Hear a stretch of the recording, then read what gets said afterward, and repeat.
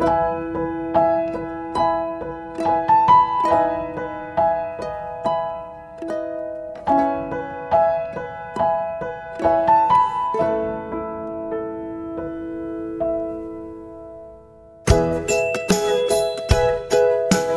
daily part of our lives, but sometimes it feels like a distant memory. We are talking about the food. Yes, the food. The food that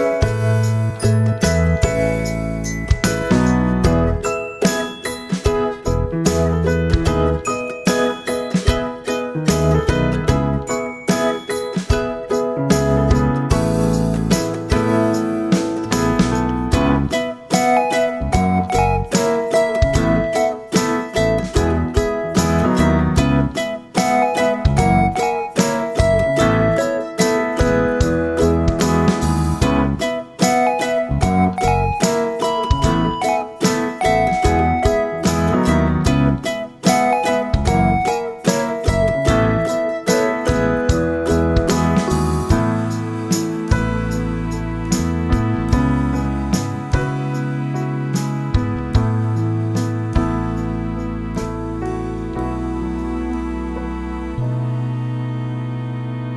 the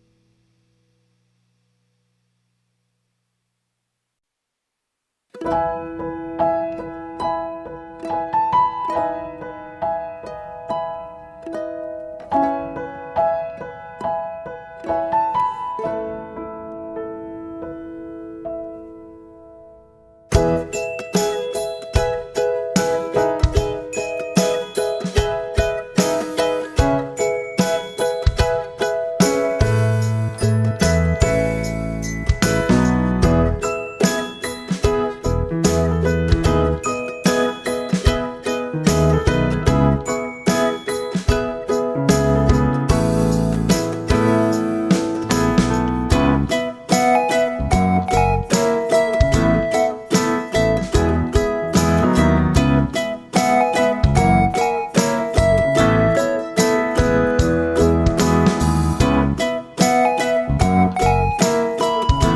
that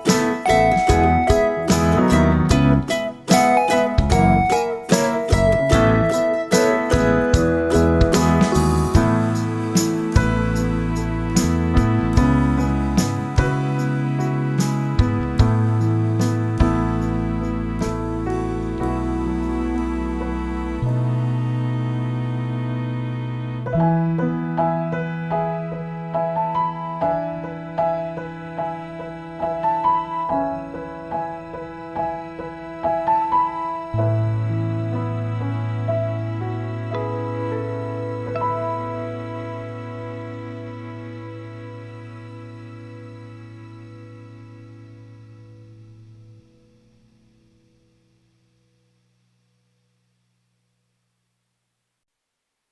of who we are.